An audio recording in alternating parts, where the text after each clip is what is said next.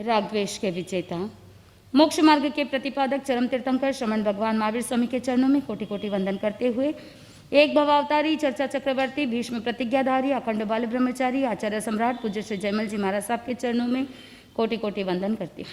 जय गच्छाधिपति, व्याख्यान वचस्पति, उग्र विहारी, वचन सिद्ध साधक, 12वें पटधर, आचार्य प्रश्री पार्श्वचंद्र जी महाराज साहब, मेरे अनंतास्ता के आयाम, मम जीवन उद्धारक, परम पूज्य गुरुदेव डॉक्टर श्री पदम चंद्र जी महाराज साहब के चरणों में कोटि कोटि वंदन करते हुए सभी गुरु भगवंतों के चरणों में वंदन करती हूँ। गुरुदेव की आज्ञा से आत्मबंधुओं, प्रभु को पूछा गया कि भगवान किम तत्वम, तत्व क्या है। उस समय प्रभु महावीर स्वामी ने गौतम स्वामी आदि 11 गणधरों को त्रिपदी का ज्ञान दिया। ज्ञानी जन कहते हैं कि बुद्धि हो तो कैसी हो, गौतम स्वामी जैसी हो, जिसे कहते हैं औतपाती की बुद्धि, जिसे कहते हैं तैल्य बुद्धि। पानी के अंदर अगर एक तेल की बूंद डाल देवे तो पूरे पानी में फैल जाएगा। जितना सरफेस एरिया मिलता है उस सरफेस एरिया को कवर कर लेता है। वही अगर पानी में एक घी का बूंद डाल दिया जाए तो वहीं पर वो जम जाता है। तो बुद्धि कैसी हो, तेल जैसी या घी जैसी? तेल जैसी। लेकिन भोजन में तेल चाहिए या घी चाहिए?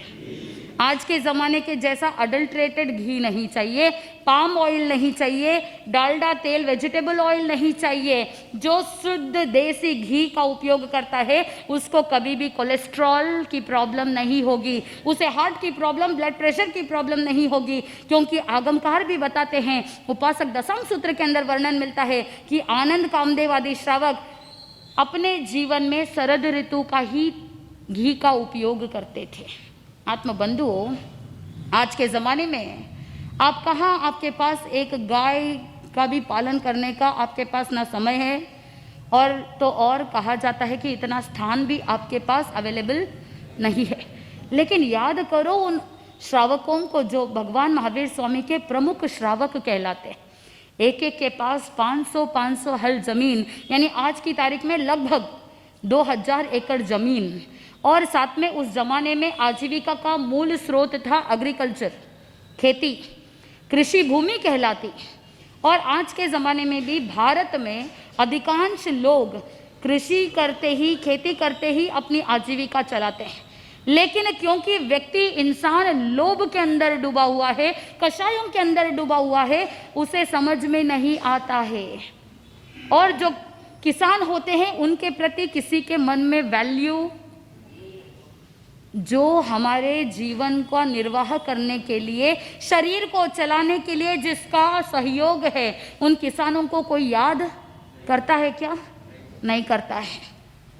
उन किसानों को भी भूल जाते हैं और उनको सही दाम न मिलने की वजह से प्रति वर्ष कितने ही किसान आत्महत्या कर लेते हैं। और तो और कहा जाता है कि जब उनको सही मूल्य नहीं मिलता, बीच में जो एजेंट लोगों का जो माफिया होता है, उस माफिया के कारण से वो सच्चे किसान को जो मूल्य मिलना चाहिए वो कभी भी मिलता ही नहीं। और उस कारण से मन में ये सोचते हैं कि रियल एस्टेट में ज़्यादा कमाई है, ज़्यादा धन है, रातों रात धनवान बनने की जो इच्छा होती है इंसान की, रातों रात करोड़पति बनने की, अरबपति बनने की जो लालसा है, इस लोभ के कारण से ही, कषाय के कारण से ही व्यक्ति दुख पाता है और उसी के कारण से सट्टे में भी करोड़ों रुपए गंवा देता है। प्रभु महावीर स्वामी के सिद्धांतों का पालन करने वाला अपनी पूंजी को, अपने कैपिटल को व्यवस्थित तरीके से इन्वेस्ट करता है। भगवान महावीर स्वामी के श्रावक अपने पूंजी को 3 हिस्से में बांट देते थे। एक हिस्सा व्यापार में, एक हिस्सा कैपिटल इन्वेस्टमेंट, एक खजाने में, और एक घर खर्च, वैभव, दान, पुण्य आदि में। क्या आपने कितने हिस्से किए? आप सारा इन्वेस्टमेंट एक बिजनेस में करते हैं, फिर अगर एक बिजनेस फेल हो जाता है तो हताश हो जाते हैं, निराश हो जाते हैं, डिप्रेशन में चले जाते हैं, और बहुत से ऐसे लोग हैं जो आत्महत्या कर लेते हैं। जैसे जैसे टेक्नोलॉजी बढ़ती है, इंटेलिजेंट कोशेंट, IQ सबका बढ़ गया है, लेकिन EQ कमजोर है। EQ का मतलब होता है इमोशनल कोशेंट। इंटेलिजेंस बहुत अच्छी है, बुद्धि बहुत तेज है, दिमाग रफ्तार के साथ दौड़ता है, लेकिन वहीं पर जब भावनाएं, संवेदनाएं आती है, इमोशंस आते हैं, आप अपने ही फीलिंग्स के, अपने ही इमोशंस के क्या बन जाते हैं? गुलाम बन जाते हैं। सेंसिटिविटी इतनी बढ़ गई है, स्कूल के अंदर बच्चे को 95% मार्क्स आया, पिताजी खुश नहीं होंगे, पूछेंगे कि 5% कहाँ चले गए? जो मिला उससे खुश नहीं है। और उसी प्रेशर के कारण से बच्चे आए दिन सुनते हैं कि कॉलेज में जाने वाले बच्चे, कॉम्पिटिटिव एग्जाम्स लिखने वाले बच्चे आत्महत्या कर लेते हैं। क्यों? क्योंकि मेंटल प्रेशर इतना ज़्यादा है कि वो सहन नहीं कर पाते। और तो और साथ में आज के ज़माने में फोमो एक बहुत बड़ी चीज़ है, फियर ऑफ मिसिंग आउट। कहीं मैं अपने ही साथियों से पीछे ना रह जाऊं, वो मन में भय सताता है। प्रभु महावीर स्वामी का सिद्धांत फॉलो करने वाला कभी भी भयभीत नहीं होता है। आपको इमोशनली स्ट्रांग होना पड़ेगा, आपको अपने इमोशनल इंटेलिजेंस को बढ़ाना होगा, इमोशनल कोशेंट को बढ़ाना होगा। केवल इंटेलिजेंस कोशेंट बढ़ाने से कुछ होने वाला नहीं है, आपको इमोशनली भी क्या होना है? स्ट्रांग होना है। और आपका इन्वेस्टमेंट ऐसा हो, जीवन इतना व्यवस्थित हो कि अगर एक बिजनेस फेल हो जाए तो आपके पास बैकअप प्लान है। प्लान ए फेल हो गया तो आपके पास प्लान बी है। लेकिन अगर आपने व्यवस्थित तरीके से आपके जीवन को प्लान नहीं किया तो अस्त व्यस्त हो जाएंगे, आपको ही नहीं पता, क्योंकि आपके पास कोई एम नहीं है, टारगेट नहीं है, गोल नहीं है। आपको अपने जीवन का लक्ष्य बनाना होगा कि मैं इतने वर्ष में क्या हासिल करूंगा, मुझे कैसे अपने जीवन को प्लान करना है, एक सर्टेन एज तक आपको धन कमाना है और कैसे उसे बैलेंस करना है। चाहे वो गृहस्थ जीवन हो, चाहे व्यापारिक जीवन हो, चाहे आपके गृहिणियों के आपका जो होम मेकिंग लाइफ हो, चाहे किसी भी प्रकार का जीवन हो, किसी भी प्रकार का प्रोफेशन हो, आपको जीवन में शक्ति देने वाला, आपको जीवन में ऊर्जा देने वाला है धर्म। स्पिरिचुअलिटी केवल कोई एक अलग एंटिटी नहीं है। धर्म, आराधना, आध्यात्मिकता अलग वस्तु नहीं है। अगर कोई कहता है कि व्यवहार अलग होता है, धार्मिकता अलग होती है, दोनों को आपने आज के ज़माने में क्या कर दिया? अलग अलग कर दिया।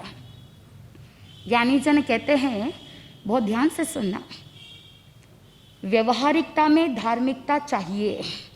अगर व्यवहारिकता में धार्मिकता रहेगी तो वो न्याय, नीति और प्रामाणिकता के साथ जीवन जिएगा। लेकिन धार्मिकता में व्यवहारिकता नहीं चाहिए। व्यवहारिकता में धार्मिकता चाहिए, लेकिन धार्मिकता में व्यवहारिकता नहीं चाहिए। अगर धार्मिकता में व्यवहारिकता लाएंगे तो क्या होगा? चिंतन कीजिए, धर्म समाप्त हो जाएगा। क्योंकि वहां पर भी धर्म के सामने भी आप मार्केटिंग देखोगे, धार्मिक क्रियाओं में भी आप क्या देखेंगे? नफा और नुकसान देखेंगे। धार्मिकता में भी आप प्रॉफिट लॉस देखना शुरू कर दोगे। अगर धर्म आराधना कर रहे हैं तो इससे क्या प्रॉफिट मिलेगा? भगवान महावीर स्वामी को बार बार गौतम स्वामी पूछते हैं कि भगवान, नौकारसी करने से क्या लाभ की प्राप्ति होती है? वंदन करने से क्या लाभ की प्राप्ति होती है? स्तुति और स्तव करने से क्या लाभ की प्राप्ति होती है? सामायिक करने से क्या फल की प्राप्ति होती है? पूछना चाहिए था कि नहीं पूछना चाहिए था? पूछना चाहिए था कि नहीं पूछना चाहिए था? पूछना चाहिए था। अगर नहीं पूछते तो प्रूफ क्या मिलता? उनको पता है, भगवान को पता है। और गौतम स्वामी भी 14 पूर्वधारी है, मनोपर्योग ज्ञानी है, 4 ज्ञान के धनी है, लेकिन फिर भी उनका विनय हो तो कैसा हो? इंद्रभूति गौतम के जैसा हो। गुणों के खान है, इतने गुणों के भंडार है, लेकिन फिर भी अपने गुरु के प्रति इतना विनय भाव, हाथ जोड़ करके वंदन करके विनय पूर्वक पूछ रहे हैं कि भगवान, अगर आपके अनुकूल हो, अगर आपके साता हो तो मुझे अपने प्रश्न का उत्तर चाहिए। क्या वो नहीं जानते थे? जानते थे। फिर प्रश्न करने की जरूरत क्या है? प्रभु के मुख से सुनना। और साथ में कहा जाता है कि गुरु अगर आपके सामने हो तो खुद का दिमाग लगाने की जरूरत क्या है? जरूरत नहीं है। तो जब भगवान स्वयं जानते हैं, केवल ज्ञान है, उनको उपयोग लगाने की जरूरत नहीं है। हूबहू तीनों काल को देखने वाले, भूत वर्तमान भविष्य को देखने वाले और हर एक जीव के अनंत अनंत भवों को भी जानने वाले। और साथ में ज्ञानी जन ने कहा, द्रव्य टोटल कितने हैं? द्रव्य कितने हैं? 6 द्रव्य है, 6 द्रव्य है, उसमें एक द्रव्य है जीवास्तिकाई। यानी समस्त संसार में अनंत अनंत आत्माएं हैं। त्रस नाड़ी में सभी प्रकार के जीव है और उस त्रस नाड़ी के बाहर केवल और केवल कौन है? सूक्ष्म जीव है। और ज्ञानी जन तो यहाँ तक भी कहते हैं कि ये जो त्रस नाड़ी है, इस लोक के अंदर त्रस नाड़ी में चारों गति के जीव है, लेकिन त्रस नाड़ी के बाहर केवल और केवल तिर्यंच गति के जीव है। आत्मबंधु, जब ये सारी चीजें भगवान महावीर स्वामी देख रहे हैं, केवल ज्ञानी देख रहे हैं, तीर्थंकर देख रहे हैं, समस्त लोक को देख रहे हैं, और लोक के अंदर केवल पुद्गल जो है वो रूपी है। ये क्या है? पुद्गल है। और ये शरीर जो भी हम देख पा रहे हैं वो सारी की सारी चीजें पुद्गल है, रूपी है, वर्ण है, गंध है, रस है, स्पर्श है, सब कुछ दिखाई दे रहा है। और इसको भगवान महावीर स्वामी, जो हमारी आंखें नहीं देख सकती, माइक्रोस्कोप जो देख रहा है उससे भी बियॉन्ड, आज के ज़माने में माइक्रोस्कोप में माइक्रोन लेवल जितना देख रहे हैं, नैनो माइक्रोस्कोप भी आ चुका है कि माइक्रोन से भी सूक्ष्म वो भी देखा जा सकता है। लेकिन ज्ञानी जन कहते हैं कि कुछ ऐसे भी बादर पुद्गल है जो हमारी नॉर्मल आंखों से दिखाई नहीं देता। सूक्ष्म तो छोड़ो, ऐसे कुछ बादर पुद्गल भी है जो हमारी आंखों को दिखाई नहीं देता, लेकिन कौन देख रहे हैं? केवल ज्ञानी देख रहे हैं, तीर्थंकर भगवंत देख रहे हैं। और धर्मास्तिकाय, जो आपको मैंने पहले भी बताया था कि धर्मास्तिकाय वो द्रव्य है जो हमें मूवमेंट देता है, गति देता है। और आज विज्ञान भी कहता है law of motion. Law of motion क्या कहता है कि एक जगह से दूसरी जगह पर अगर स्थानांतरित होना है, मूवमेंट होना है, तो उसके लिए प्रेशर की भी आवश्यकता रहती है, फोर्स की भी आवश्यकता रहती है। और उसी को ईथर कहा। धर्मास्तिकाय को क्या कहा विज्ञान ने? ईथर। संपूर्ण ब्रह्मांड यूनिवर्स उस ईथर के माध्यम से ही टिका हुआ है। जहां पर आगम में कहा जाता है पानी में मछली का दृष्टांत। क्या पानी मछली को चला रही है? पानी मछली को चलाती नहीं, पानी सिर्फ मोमेंटम देती है। पानी सिर्फ मीडियम है, माध्यम है, जिसके माध्यम से वो चल सकती है। अगर पानी से निकाल दिया तो वो मछली फड़फड़ाने लगेगी, उसके जीवन का जो लाइफ फोर्स है वो खत्म हो जाएगा। इसीलिए संसार के अंदर धर्मास्तिकाय जरूरी है। और अगर आत्मा को आगे बढ़ना है तो धर्म जरूरी है। बॉडी को मूवमेंट देना है, पुद्गलों को मूवमेंट देना है, या जीव को मूवमेंट देना है, तो वहां पर धर्मास्तिकाय चाहिए। लेकिन अगर आत्मा को मूवमेंट देना है तो धर्म चाहिए। भगवान महावीर स्वामी देख रहे हैं कि धर्मास्तिकाय संपूर्ण लोक के अंदर व्याप्त है, लोक के बाहर धर्मास्तिकाय नहीं है।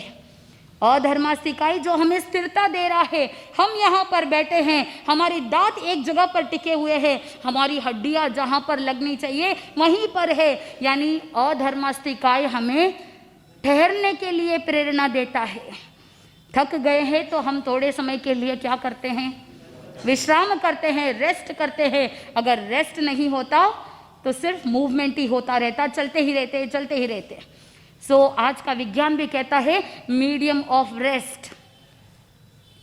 आत्मबंधु, अधर्मास्तिकाय भी पूरे लोक के अंदर व्याप्त है, उसको भी तीर्थंकर भगवंत अपने ज्ञान के माध्यम से देख रहे हैं। फिर आगे का द्रव्य आकाशास्तिकाय। संपूर्ण लोक और लोक के बाहर आकाश ही आकाश है, स्पेस है। और इस आकाश को कौन देख रहे हैं? तीर्थंकर भगवंत देख रहे हैं। चाहे वो लोक के अंदर हो या चाहे लोक के बाहर हो, लोक के अंदर और बाहर दोनों जो आकाश है वो संपूर्ण रूप से एक है, एक द्रव्य है, अलग अलग नहीं है। उन पुद्गलों को, उनके जो पार्टिकल्स है आकाशास्तिकाय के, उन पार्टिकल्स को भी कौन देख रहे हैं? तीर्थंकर भगवंत देख रहे हैं। वो तो सब कुछ जानते हैं, सब कुछ देख रहे हैं। यहाँ तक भी आगम के अंदर वर्णन मिलता है हस्तामलवत, यानी अगर हाथों में आम्ल, आंवला अगर रख देते हैं तो हम कितना देख सकते हैं? अगर हाथ में आंवला रखा जाए तो हम सिर्फ कुछ डायरेक्शंस में देख सकते हैं, पीछे डायगनली नहीं देख सकते। लेकिन तीर्थंकर भगवंत हाथ में जिस समय आंवला रखा जाता है, उस आंवले को संपूर्ण रूप से देख पाते हैं। वे उपमा दी गई, कंपैरिजन किया गया, तुलना की गई कि तीर्थंकर भगवंत संपूर्ण लोक और अलोक को, आकाश को भी उस आंवले के समान देखते हैं। आत्मबंधु काल को भी जानते हैं, भूत वर्तमान भविष्य। हम हर एक जीव का भूतकाल क्या था, अनंत अनंत भोग करके कैसे ये जीव यातनाओं को भोग करके आया, कैसे वर्तमान में जी रहा है और भविष्य में क्या करेगा, सब कुछ जानते हैं। काल को जानते हैं, त्रिकालदर्शी जिसे कहते हैं, ऐसे तीर्थंकर भगवंत। और अंतिम पुद्गलास्तिकाय है, चाहे वो सूक्ष्म पुद्गल हो, चाहे बादर पुद्गल हो या परमाणु पुद्गल हो। आज का साइंस अणु तक पहुंच गया, यानी एटम बॉम्ब बना दिया, हाइड्रोजन बॉम्ब बना दिया, एटम तक पहुंच गया। और कहा जाता है, विज्ञान के अंदर कहा गया कि एटम यानी अणु वो हिस्सा है जिसको और ज़्यादा सूक्ष्म डिवाइड नहीं किया जा सकता है। लेकिन आज विज्ञान भी और खोज कर रहा है, क्या इस एटम को और डिवाइड कर सकते हैं। तीर्थंकर भगवंत ने कहा कि ये जो अणु है वो भी पुद्गल का ही स्कंद है, लेकिन उसको अगर और ज़्यादा डिवाइड किया जाए, उसी को क्या कहते हैं, परमाणु पुद्गल। आज विज्ञान ने भी कह दिया कि एक एटम को डिवाइड किया जा सकता है, चाहे वो इलेक्ट्रॉन, प्रोटॉन और न्यूट्रॉन के रूप में डिवाइड किया जा सके। आज विज्ञान भी मानता है। और तीर्थंकर भगवंत तो कब से कह रहे हैं कि ये षट द्रव्यों का ज्ञान जिसको रहता है, वो साधक अपने जीवन को व्यवस्थित कर देता है। फिर अहंकार नहीं आता कि मैं कितना आगे बढ़ चुका हूँ। मेरे आगे बढ़ने में बहुत सारे लोग और बहुत सारे निमित्तों का सहायता रहती है। आत्मबंधुओं, प्रभु महावीर स्वामी तीर्थंकर भगवंत षट द्रव्य को देख रहे हैं और षट द्रव्यों को जान करके अपनी आत्मा को और उत्तरोत्तर आगे बढ़ाते हुए जन जन को तत्व का ज्ञान दे रहे हैं। और जिस समय 11 गणधर जो दिग्गज पंडित थे, वेद उपनिषदों का ज्ञान रखने वाले, ऐसे दिग्गज पंडित जिस समय तीर्थंकर भगवान महावीर स्वामी के पास आए तो वहां पर जिज्ञासा खड़ी हो गई, किम तत्वम, तत्व क्या है। तो उस समय ज्ञानी जन ने कहा, वस्तु का जो यथार्थ स्वरूप होता है वो तत्व कहलाता है। यानी जिस वस्तु का जैसा स्वरूप है उसे जानना, उसे मानना, उसे पहचानना और उस तत्व पर श्रद्धा होना, उसे सम्यक्त्व कहते हैं।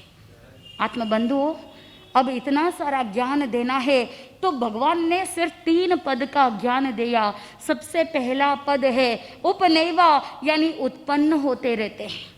अब अगर उदाहरण के लिए एक जीव या आत्मा के बारे में अगर चिंतन किया जाए तो फिर गौतम स्वामी विचार करने लगे कि अगर आप भी सोचते हो, अगर हर एक जीव केवल उत्पन्न होता ही रहे तो फिर लोक क्या हो जाएगा, छोटा पड़ जाएगा, कम पड़ जाएगा। सिर्फ उत्पन्न ही होते रहेंगे तो कैसे चलेगा।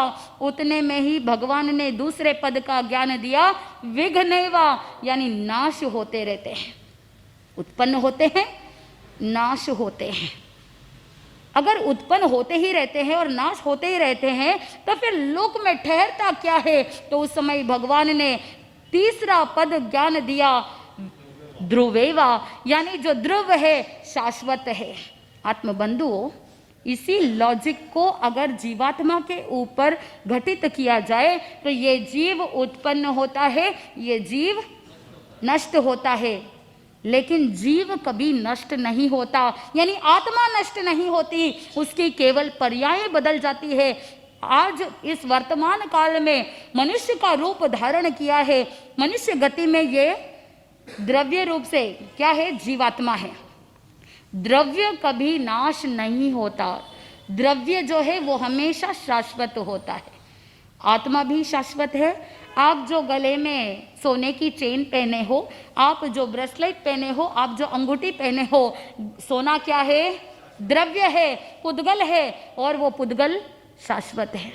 कभी वो गले की चेन का रूप हो सकता है, आपको लगा कि ये चेन की डिजाइन बहुत पुरानी हो गई, क्या करें, इसको गला करके अंगूठी बनवा लेते हैं। फिर थोड़े समय तक वो अंगूठी लेटेस्ट जो फैशन है, लेटेस्ट जो डिज़ाइन है, उसमें आपने अंगूठी बना ली, अंगूठी पहन ली, और थोड़े समय बाद आपको लगता है कि I want to change this. आपने फॉर्म बदल दिया, आपने शेप बदल दिया, लेकिन सोना तो सोना ही रहेगा। सोना कभी पीतल नहीं बन सकता, सोना कभी चांदी नहीं बन सकता, सोना कभी भी लोहा नहीं बन सकता। सोना तो सोना ही रहेगा। द्रव्य शाश्वत है, लेकिन पर्याय बदलती रहती है। पहले किसी और फॉर्म में था, आज किसी और फॉर्म में है।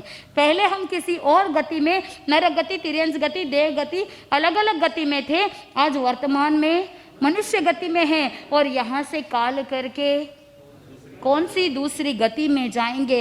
आत्मा तो आत्मा है, ये जीव सेम रहेगा, आत्मा बदलती नहीं, आत्मा की भव्यता और अभव्यता बदलती नहीं, लेकिन उसकी पर्याय बदल जाएगी। अगर अच्छी भावना है, त्याग व्रत प्रत्याख्यान के अंदर अगर आप रमण करते हो, श्रावक के 12 व्रतों को अंगीकार करके व्रतधारी श्रावक बन जाते हो, और वह दिन धन्य हो जिस दिन पंच महाव्रतधारी बन जाएंगे। और अगर महाविदेह क्षेत्र में जन्म लिया तो वहाँ जो भी महाव्रत रहेंगे, वहाँ पर जो भी आचार संहिता रहेगी, उसके अनुरूप आचरण करते जाएंगे। वह दिन धन्य हो कि मैं चारित्र धर्म को अंगीकार करो। लेकिन जब तक श्रावक धर्म में है, तो उस समय भी न्याय, नीति और प्रामाणिकता के साथ तत्वों पर श्रद्धा रखते हुए अगर साधक आगे बढ़ेगा, तो वो जीवन में कभी भी अटकेगा नहीं, भटकेगा नहीं, कहीं भी कोई रुकावटें, अड़चने आएगी नहीं, कभी भी जीवन में डिप्रेशन जैसी चीज जिंदगी में आएगी नहीं, आत्महत्या की भावना आएगी नहीं, प्राणी हिंसा की भावना भी नहीं आएगी। मन में रोम रोम में तीर्थंकर प्रभु की वाणी, रोम रोम के अंदर तीर्थंकर प्रभु की स्तुति भक्ति करते हुए साधक अपने आप को उस भक्ति में तल्लीन कर लेता है। और अगर उत्कृष्ट रसायन आ जाए तो तीर्थंकर नाम कर्म का भी उपार्जन कर लेता है। 3 पद का ज्ञान तीर्थंकर भगवान ने दिया, 3 पद का ज्ञान महावीर स्वामी ने दिया, और उसी त्रिपदी के ज्ञान के साथ 11 ही गणधरों ने 14 पूर्वों का ज्ञान प्राप्त कर लिया। एक बूंद जितना ज्ञान दिया, लेकिन सागर जितना ज्ञान प्राप्त कर लिया। इसीलिए ज्ञानी जन कहते हैं कि हम जब जिनवाणी सुनते हैं तो कुछ भी नया नहीं सुन रहे हैं। नया कब लगता है? जब अपनी आत्मा के साथ जो ज्ञानावरणीय कर्म लगे हैं, जैसे जैसे वो परतें हटती है, हमको सब कुछ नया लगता है। एक बार किताब पढ़ी तो 2 बातें समझ में आई, दूसरी बार वही किताब पढ़ रहे हैं, वही सेंटेंस, वही लाइन पढ़ रहे हैं, फिर आपको लगता है ये बातें तो पहले समझ में नहीं आई थी, इसके और मेरा ध्यान गया ही नहीं, आज कुछ नया सीखने को मिला। उसी किताब को तीसरी बार पढ़ेंगे तब वापस नया लगेगा और नई चीज मिलेगी। पहले गायब थी क्या? पहले भी थी, अब भी है, भविष्य में भी वो बातें उसी किताब में रहेगी। लेकिन जैसे जैसे आपका अध्ययन बढ़ता है, आपके ज्ञानावरणीय कर्म का अक्षरक्षम होता है, आपकी दृष्टि उन शब्दों पर जाती है। नहीं तो बहुत बार ऐसा होता है कि इधर से शब्द आए और इधर से चले जाते हैं। हमने बहुत बार किताबें पढ़ी, दृष्टि देखी, लेकिन वहां पर जाकर के आपकी आत्मा रुकी नहीं, आपका आत्मचिंतन उस शब्द पर नहीं पड़ा, इसीलिए आपका ध्यान वहां गया ही नहीं। इसीलिए प्रभु महावीर स्वामी कहते हैं, स्वाध्याय करो, पुनरावर्तन करो। बार बार पुनरावर्तन करते रहेंगे, सेम बातें सुनते हैं। कुछ महिलाएं मेरे पास आकर के कह रही थी, हर साल चातुर्मास होता है, हर साल वही चीजें सुनने को मिलती है। अब आप मुझे बताइए, प्रभु महावीर स्वामी की वाणी को हम कैसे बदल सकते हैं? क्या बदल सकते हैं? नहीं बदल सकते। प्रभु की जो वाणी रहेगी, जो सिद्धांत रहेंगे, जो तत्व रहेंगे, वो तो वही रहेंगे, बस पैकेजिंग का अंतर होता है। कौन किस तरह से प्रेजेंट करता है, वैसे ही समझ में आ जाता है। एक और बात, साधु संत गुरु भगवंत जिस समय जिनवाणी फरमाते हैं तो उस समय हजारों हजारों शब्द बोले जाते हैं। क्या जरूरी है हर एक व्यक्ति को हर एक शब्द कान में पड़े या आत्मा तक लगे? नहीं, हजारों शब्द बोलने का औचित्य, लॉजिक यही होता है, किसी जीवात्मा को कोई वाक्य लग जाता है, किसी जीवात्मा को कोई शब्द आत्मा को लग जाता है, अगर एक भी शब्द जिनवाणी का अगर आपकी आत्मा में उतर जाए तो क्या हो जाएगा? एक शब्द काफी है आत्मा का कल्याण करने के लिए, और कल्याण शब्द ही कहता है कि आपके जीवन में पाप से मुक्त होना है, अपने शत्रुओं से मुक्त होना है। जैसे आप नमो अरिहंताणम कहते हैं, तीर्थंकर पद प्राप्ति के 20 स्थानक में से पहला स्थानक है अरिहंत वात्सल्य, यानी अरिहंत भगवंतों का गुण कीर्तन करना। और गुण कीर्तन करते करते अगर उत्कृष्ट रसायन आ जाए तो तीर्थंकर पद की प्राप्ति हो सकती है, तीर्थंकर नाम कर्म का उपार्जन हो सकता है। आत्मबंधुओं, अरिहंत किसे कहते हैं? अरिहंताणम कितनी बार जपा नमो अरिहंताणम। बहुत से लोग न लिखते हैं, न नकारात्मक होता है, लेकिन अगर ण जो नासिका से शब्द उच्चारण होता है, ण सकारात्मकता प्रदान करता है, ऊर्जा को और शुद्ध बनाता है। तो आगमों के अंदर, प्राकृत के अंदर आप देखोगे कहीं पर भी न नहीं है। आगम के जो भी अक्षर और शब्द होते हैं वो हर एक अक्षर, हर एक शब्द सकारात्मक ऊर्जा को लेकर के चलता है। तो हर जगह पर क्या मिलेगा? न मिलेगा कि न मिलेगा? न मिलेगा। लेकिन अगर आपने आज के ज़माने के हिसाब से अगर हिंदी लिखते हो और प्राकृत में भी अगर हिंदी के अक्षरों को लेकर के आओगे तो आप न की जगह क्या लिखोगे? न लिखेंगे। न नकारात्मकता प्रदान करता है। तो आज से क्या करना है? नमो बोलना है। आचार्य श्री पार्श्वचंद्र जी महाराज साहब भी कहते हैं कि हमेशा नमो कहना है, क्योंकि नमो शब्द के अंदर विनय है और धर्म तत्व है। पंच परमेष्टि को जिस समय याद किया जाता है तो देव, गुरु और धर्म तीनों ही तत्व इस पंच परमेष्टि नमस्कार सूत्र के अंदर समाविष्ट हो जाता है। अलग से कहीं पर भी कुछ हट करके कुछ नया दिखाने के लिए करने की आवश्यकता नहीं है। अगर साधक शुद्ध भाव से पंच परमेष्टि का स्मरण कर ले, पंच परमेष्टि को ध्यान ले, तो आत्मा का कल्याण हो जाएगा। एक बार राजा श्रेणिक और अभय कुमार दोनों के बीच में वार्तालाप चल रहा था। आपको मैं बता दूं कि राजा श्रेणिक का पुत्र कौन? अभय कुमार। और राजा श्रेणिक का मंत्री भी कौन? अभय कुमार। अभय कुमार की बुद्धि इतनी तेज कि कोई भी किसी भी तरह का प्रश्न कर दे, औत्पत्ति की बुद्धि हाजिर जवाब, इतना क्षयोपशम, चाहे कैसी भी परिस्थिति हो, कैसा भी प्रश्न हो, उसका सटीक जवाब अभय कुमार दे देते। एक बार राजा श्रेणिक ने अभय कुमार को पूछा, मंत्री को पूछा, अपने पुत्र को पूछा कि संसार में सभी लोग क्या चाहते हैं? आप क्या चाहते हैं? अरे बोल तो दीजिए, क्या चाहते हैं?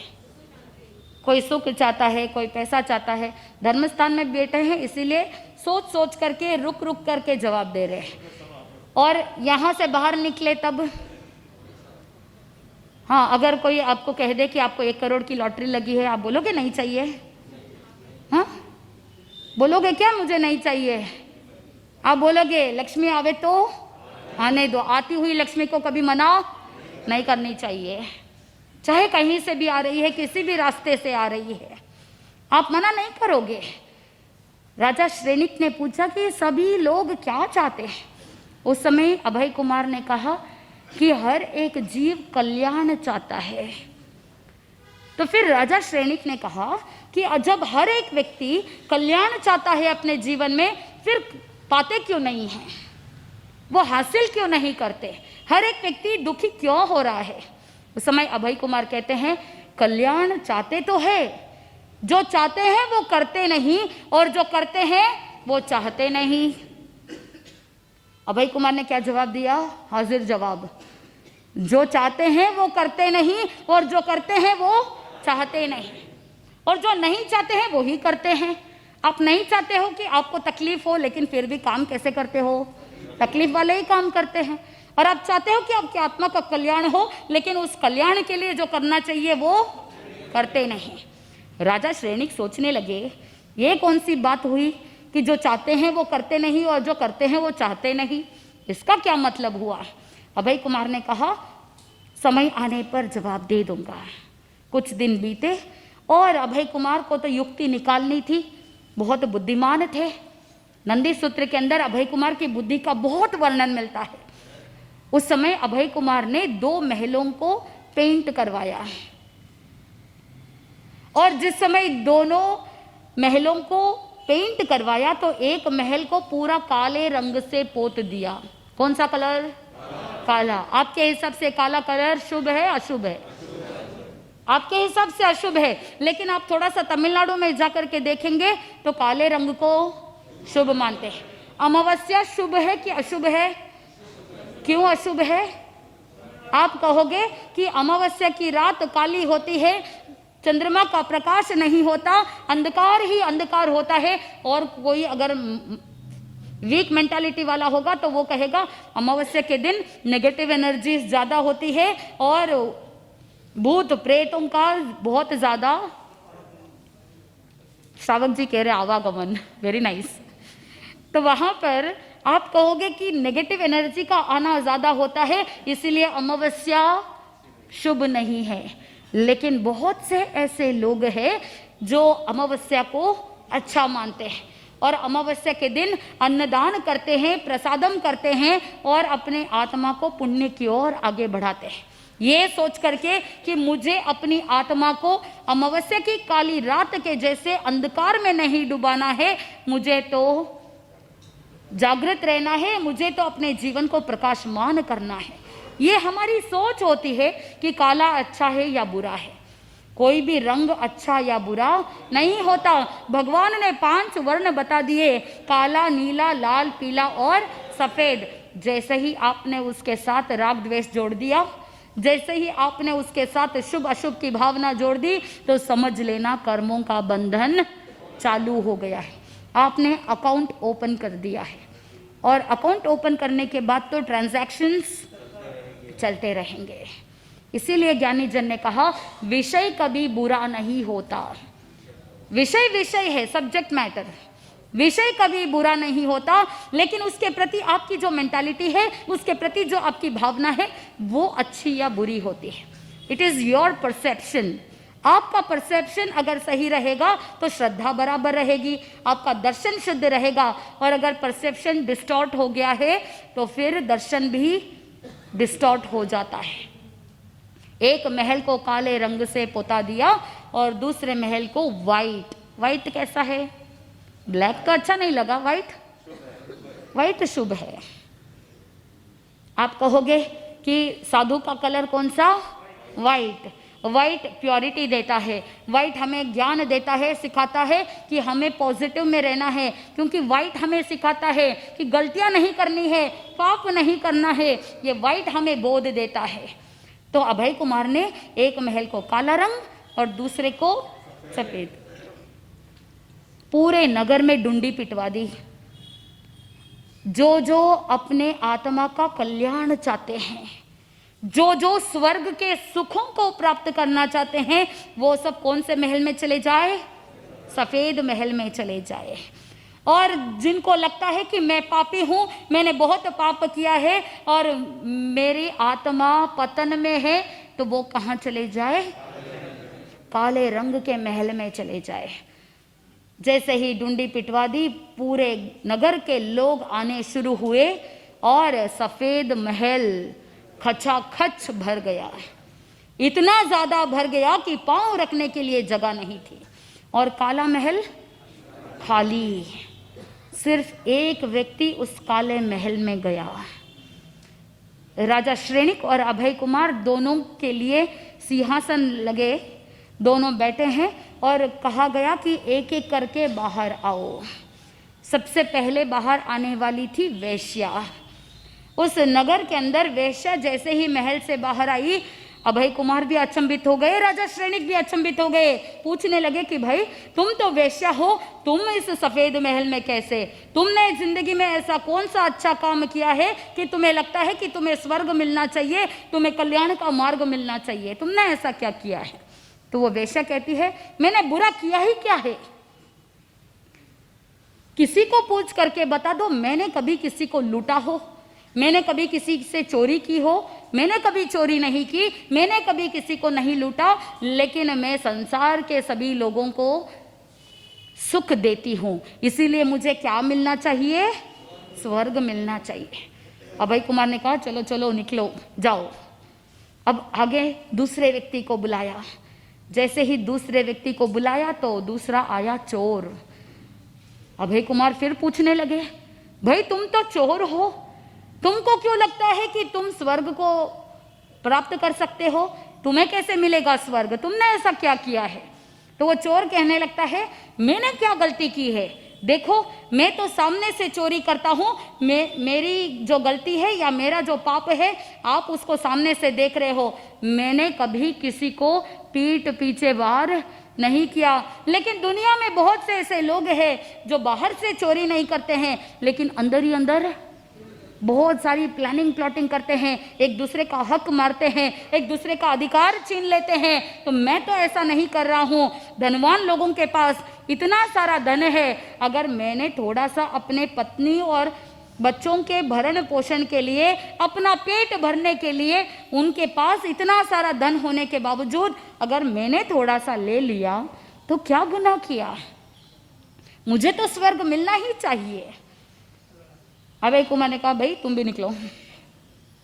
ऐसे करते करते पहले वैश्या आई, फिर चोर आया, फिर और भी अनेक लोग आए।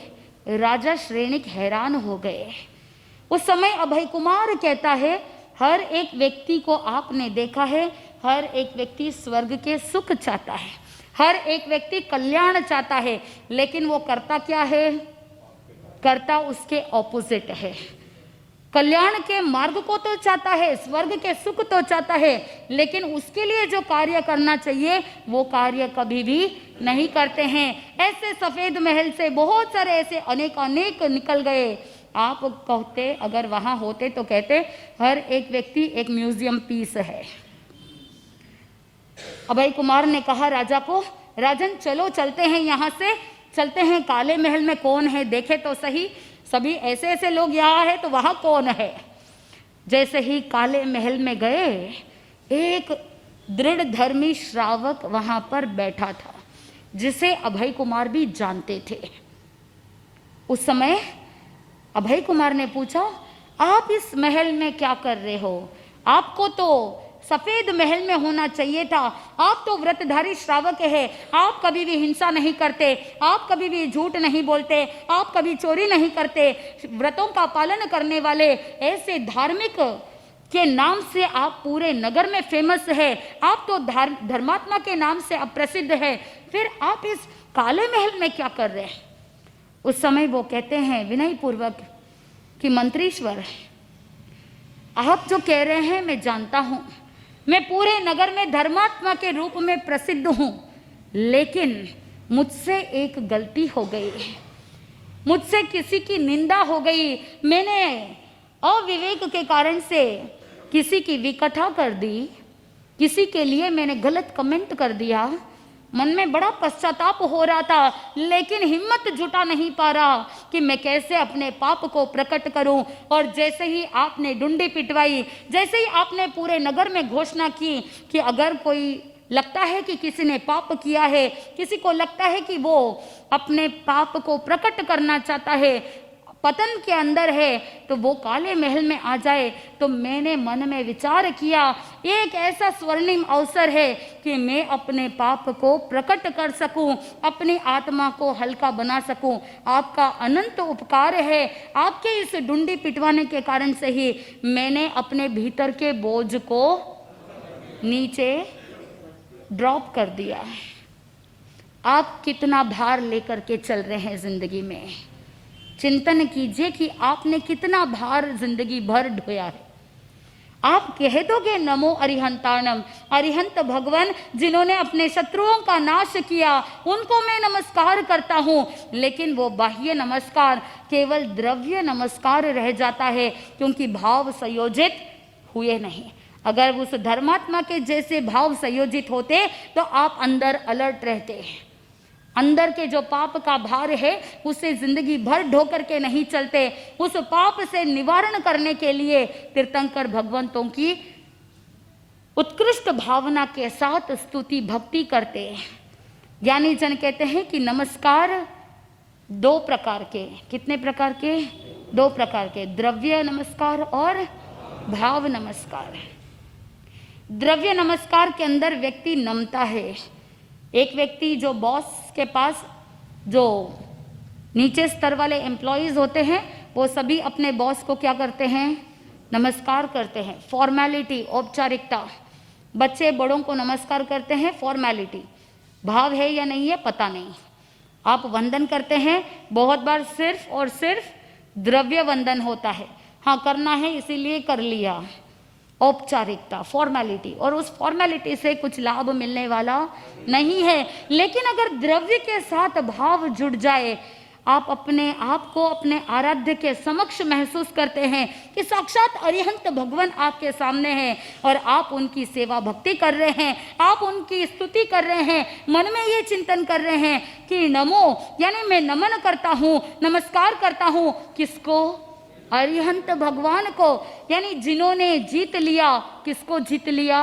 अरि को जीत लिया। अरि यानी शत्रु। और ये शत्रु कौन है?